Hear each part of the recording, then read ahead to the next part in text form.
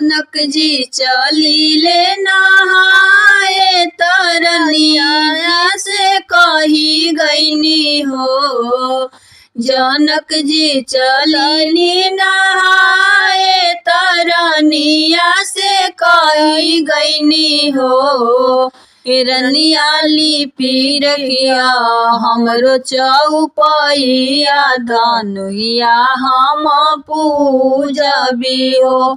हिरनिया लिपि रखिया हमरो चौपैया धनुया हम पूजबी हो। जनक जी चलीले नहाए तरनिया से कही गईनी हो।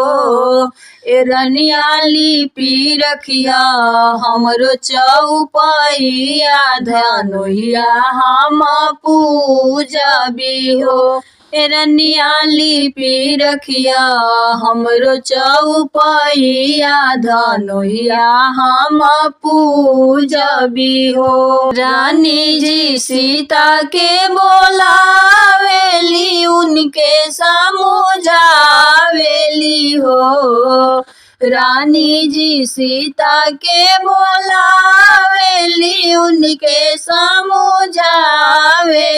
हो। सीता लिपि देहु बाबा चौपैया देनुया बाबा पूजी हेनु हो।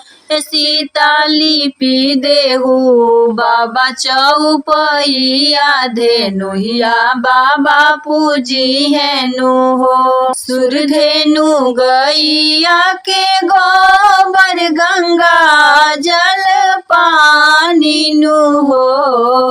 सुरधेनु गैया के गोबर गंगा जल पानी नु हो। सीता बाएं हाथ धनु ही उठावे दहिन हाथ लिपेली हो। सीता बाएं हाथ धेनु ही उठावे दहिन हाथ लिपेली हो। करी के नहनवा राजा लवटे लरनिया से पूछेले हो। करी के नहनवा राजा लवटे तरनिया से पूछेले हो। हिरनिया कैसे कैसे उठवलू धेनुहिया चौकवा कैसे लिपेलू हो। हिरनिया कैसे कैसे उठवलू धेनुहिया चौकवा कैसे लिपेलू हो। तोहरो जे बेटिया सीता रानी चौका भलो लिपेली हो। तोहरो जे बेटिया सीता रानी चौका भलो लिपेली हो। राजाऊ है टरली तोहरो धेनुहिया चौका है लिपेली हो।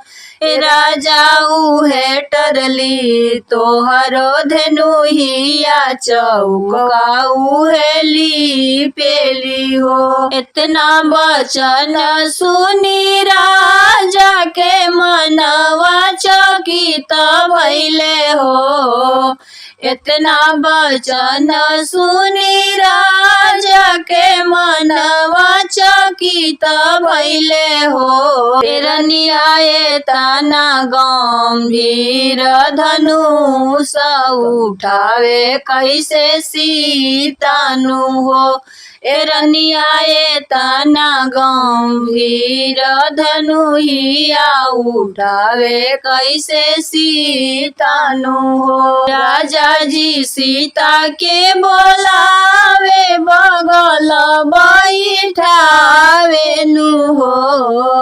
राजा जी सीता के बोलाले बगल बैठाइले हो। सीता कैसे कैसे धनुष उठावे चौवा कैसे लिपेलू हो। सीता कैसे कैसे धनुहा उठावलु चौकवा कैसे लिपलु नु हो। इतना वचन सुनी सीता तबा से अरज करे हो। इतना वचन सुनी सीता तबा से अरज करे हो। बाबा बाएं हाथ धनुष उठवनी दहिन हाथ लिपनी हो।